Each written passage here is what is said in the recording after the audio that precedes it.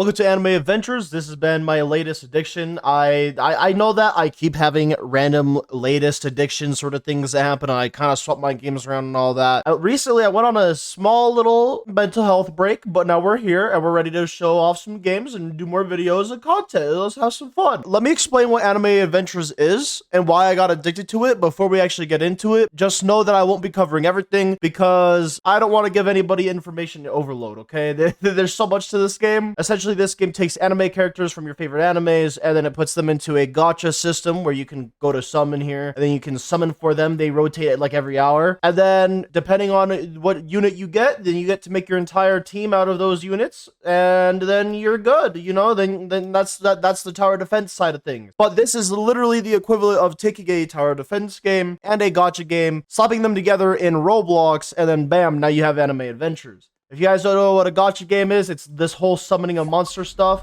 And then if you don't know what a tower defense game, I mean, you should by now. If you don't know what a tower defense game is by now, I'm a little concerned. But anyway, a tower defense game is where you place down a tower, or in this case, one of these units, and then they defend your base. That is the most simple way I could explain it. Now, just to explain why I like this game, and why I'm a bit more interested in this than other games lately. In fact, I've been grinding this game just as much as I've been grinding my MMORPGs. It's because of the fact that it's not your usual gacha game, and it's just not your usual tower defense game. On Roblox in particular, of course, but just in general, overall, it's different than the normal genres in general. For example, every one of my units has a level, and depending on their level, they scale up and down with their overall power. And then you see these little symbols next to my little units' faces here. We have like this flexing icon or Grim Reaper looking icon right here as well. You can get these traits that essentially buff your characters. So if I go ahead and pick a unit, let's just go with Shigaraki real quick. I have Adept, right? But if we go into this, we can scroll down and see all of the different traits here. These are just random things that you can roll on your characters to make your characters 10 times better. It's really awesome. Also, recently, this is an event unit. I recently got this the other day. The grind that it took for me to get a character from the high school DxD event was a little insane. I've been slacking so hard on this event, but I'm glad that I got one of the characters. Need to go and grind the other two, sadly. Speaking of events real fast too, I got myself the Mysterious Egg number 1. I actually had 2 of these, but I found someone who was nice enough to trade me egg number 1 for an egg number 2 because we both had duplicates and we wanted a different egg. Now I have mystery egg 1 and 2, which these are going to end up being different units whenever the Easter event is over. But oh man, the grind, man, the grind. And then of course, I also beat the entire pass. Look at this, dude. There's so much content in this one singular game. I don't know what to do with myself. Anyways, let me go ahead and re-equip by Shigaraki. Now, there's different ways to level up your character. You can feed and fuse them. I'm not going to get into that right now. Again, don't want to give you guys information overload. You can re-roll your stats on your units, such as if we go and view my unit here, I have S, S, and A- on my Shigaraki, which is so very nice. And then I also have Symbol of Fear, which means that this character is also evolved, because you can evolve units here. Just for example, I'll show you the event unit. Never mind, I have it locked. Can I... do I have a non-locked? Hold on, let me just unlock Rhea real quick. Alright, Rhea, get in there. Bam! Now we can see that I have an evolution, which gives her 30% more attack, and also gives her a new move or an ability known as Extinguished Star. She goes from Rias to Rias Devil Princess, and all we need to use is the Evil Queen's Piece, which we again grind through the event to evolve her. So you have a ton of different ways that you could possibly improve your characters overall. And on top of that, you also have relics too, which are basically just equipables that you can slap onto your units. So just an example, I want this Mangekyo Eye on my Itachi because it increases my burn damage and Itachi does burn. So that would be nice, very nice to have on Itachi. So yeah, that's just an example, okay? You do not have to know, love, or enjoy anime to enjoy this game. However, if you do watch, enjoy, or are just even somewhat interested in anime, it does increase your enjoyment of this game a little bit more. But that was literally me scraping the surface of the game. I didn't get into raids, Infinity Castle challenges. I didn't even go into the legend stages or talking about how you curse units, which is another way that you can improve your characters. You know what? I think I'm going to do something that's a little bit more endgame, or at least consider a little bit more endgame we're going to go into an infinity run of the latest stage that's currently out at the time of this video. So if I go into here and I scroll all the way down to Hero City and we go into infinite mode, which the highest record is 106 apparently. It's automatically set on hard mode. By the way, you have 2 options of difficulties as well. So again, there's even more content. I'm going to set friends only even though I'm in a private server. Select start. And now we just patiently wait. The reason why I say that this content right here is actually going to be one of the harder pieces of content in the game is because it genuinely is, especially if you're trying to solo, you kind of struggle in this infinity mode in the latest stage. Now, when a new update comes out, usually they add like a new anime to the game with a bunch of new characters, new legend stages, and a new normal stage as well. So I'm not really sure what to expect. They haven't even made any leaks yet as to what the next anime could potentially be, but I'm assuming that the second that we get a leak, it's very close to releasing. All right, we're not going to go all the way up towards the front because I am soloing this. We're going to try and go back here. Probably focus up this area right here. I like this. We have hill units and ground units. I like to have both. They're very nice.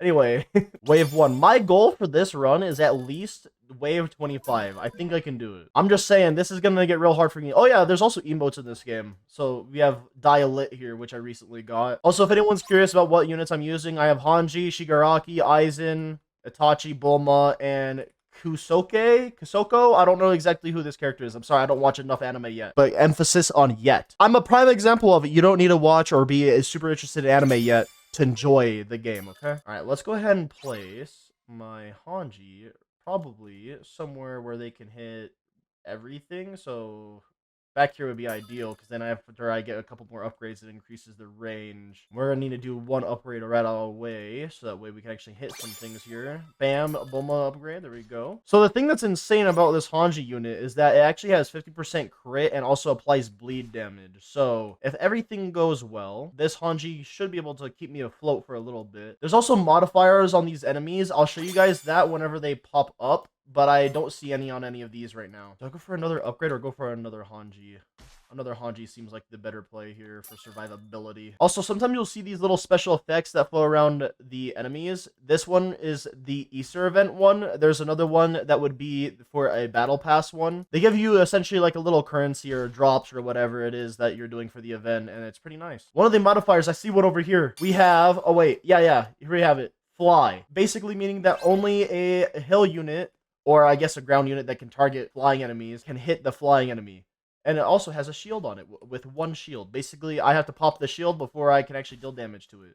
Oh god, I need to make sure that I actually place down some units here. Okay, so I'm going to use these 3 Hanjis and try to get them up to at least upgrade 3. And then we'll go from there because then I get the dive maneuver, which looks like this. Also, let me turn on effects for now. I have my effects turned off because whenever you're playing this game, there's so much things that can happen. I mean, look at those beautiful effects there. This is just an example of one of the units in the game, too. Every single unit in this game has their own little special effects. It's very nice. And also, we can spectate them and we'll float around with them as well if we wanted to. Look how sick that is. That is, I don't know why I like this so much right here. That's so sick to me. Anyway, all right, let's go ahead and do this last upgrade to upgrade 3. And now we just save for the Bulma upgrade so that way we can upgrade Bulma. We need to start placing down my Shigaraki immediately so that way we don't have to deal with these regen enemies and also can pop the shields a little bit easier. Because my Shigaraki at max upgrade, it will definitely be able to deal 4 hits. And then it also has Decay, which is a passive that basically negates the regen, which is very nice. We like to negate regen. That way the enemies don't heal a stupid amount of health. Shigaraki, it is your time to shine, gamer. Let's put you all the way over here so that you can hit as much of the path as possible. And then just start spamming the upgrades. Alright, beautiful. I don't know when exactly I actually get Decay on Shigaraki, but this nice AoE is very good. Another cool thing as well is that you can actually see that I have an S tier on the damage and cooldown of Shigaraki. This is known as SPA. I'm not exactly sure what SPA stands for, but that's what the cooldown hourglass icon is. But you can see that I have an S tier on those 2 stats because of it being a little bit more highlighted. Now, if it's even more highlighted than these little outlines, then that person has even better than an S tier. They can go all the way up to like triple S tier or something like that. Whereas, unfortunately, on my Hanji, I do not have that. But I do have like A tiers on Hanji or something like that. Bam, Devastation. Now, here's the cool thing about Devastation. It hits the floor 4 times and does like a huge AoE. Hopefully, Shigaraki can do it again. There it is. Oh, yeah.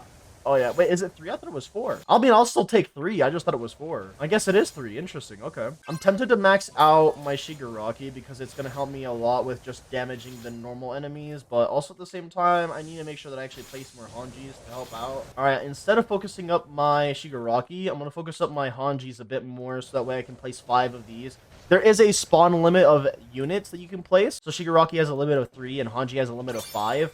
But depending on what trait you roll on your character, it can change a bit. So just for an example real fast, this Rainbow Reaper icon on Itachi, that's considered like a mythic trait. Basically, this just does 15% DPS on normal enemies and 40% on bosses. But let's say that I got Unique, which is another mythic trait, and I rolled that on Shigaraki. That would actually be better for Shigaraki, but it would also make it to where I can only place down 1 Shigaraki. We're already on wave 15. We're doing pretty good with 9.8 million damage. I was gonna say 10 million, but I mean, we just now hit it. Oh yeah, striped egg right there. We have a drop. It's very nice. Okay, so Shigaraki, you should be able to pop the shield a little bit better for us here, hopefully. I'm gonna save for 30,000 so that way you can deal even more damage.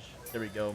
Maxed out Shigaraki. We have maxed out Bulma. I think at this point, I'm going to start maxing out my Hanjis because my Hanjis are going to become extremely important. And then after that, I need to place down a Kasoko so that way I can actually do some buffing with my team here. My Aizen, although I have it like evolved twice, I think there's still 2 more evolutions for me to go on this Aizen. Yeah, it's not looking too good, man. I need to get those evolutions because Aizen without it is pretty bad. Oh, another thing too, actually, is that this yellow part of the HP bar just means that they also have a shielded health bar, basically. I don't think that there's any other modifiers on them. I don't know if these are called modifiers or not, because I think that might be something else. Oh, wait, I know what it is. Okay, sorry. These aren't modifiers. These little things right here at the bottom left of their HP, those aren't modifiers. Those are called enemy types. I had to think about what they were actually called, my bad. Modifiers are something else because there is another thing that can happen in this game where the enemies can have a specific modifier over their head. So for an example, real quick, okay? As we can see here, we have a hill unit that does physical damage. That's what this icon means. Right here, we have a ground unit that does, you can't really see it that well, but this is magic damage as a primary, and then true damage as a secondary. So there can be modifiers above their head that show that they have either resistance to a specific type of damage, or that they take more damage from a specific type of damage. Dude, I'm just such a big nerd when it comes to this game. I don't even know. And then this, we have like a hyper armor enemy here. They're just gonna be super tanky for no good reason other than just because. All right, this is where things get more interesting because Hanji is now going to be upgrading into the Thunder Spears, which looks like this. Wait, where is it? Fly out and attack. There we go. Beautiful. Just a nice little explosive attack. It's nice that they have special effects for every single thing. It's just really nice to have. I really like that. I should probably place down an Itachi after I get Thunder Spears on all my Hanjis. Now that I think about it, though. Oh, God. Okay, those clones are getting through. We're good. I clutched up a little bit by the looks of it. Nice. And also, if anyone is curious, my favorite type of content in this game is the raids. I don't know why. I just like the raids the most. I find challenges to be pretty fun and the portals to be pretty fun in this game as well, but I'm not going to get into those. If you guys know, then you know. There's just so much to this game. If you guys are confused but you want to get into this game, just use the wiki. The wiki is your best friend, legitimately. All right, so all my Hanjis have their Thunder Spear now.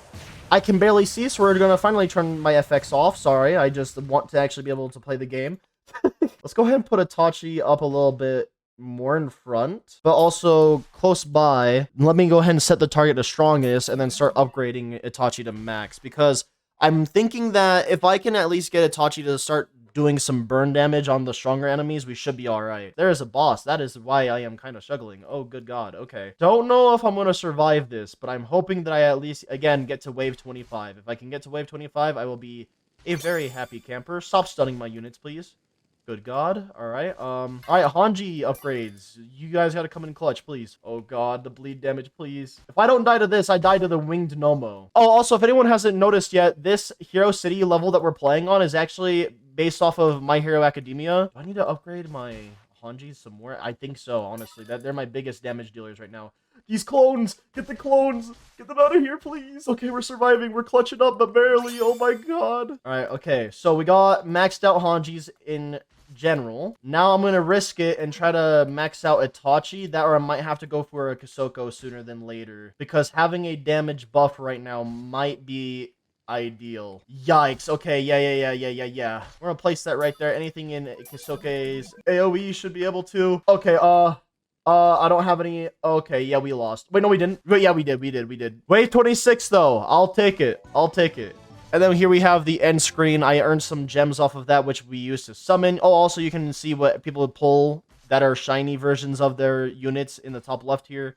That's another thing I didn't even mention. There's shiny units in this game. You can get a unit, and then you can get a shiny version of that unit, just like Pokemon. But, I mean, hey, 26 waves, 102 gems, 43 XP, and XP from my units that aren't max level. It's very nice. We also get some quirk shards, which is basically food that I just feed my units to get them even more levels. Sorry for the information overload. I love this game. I'm probably going to be covering this game a lot more in the near future, but I just wanted to introduce the game first and foremost a little bit before I decided to start delving deep into this game's content. Because, oh man, there's a lot of content in this game. But thank you guys all so much for watching, and I can't wait to see all of you guys in the next one. Bye-bye!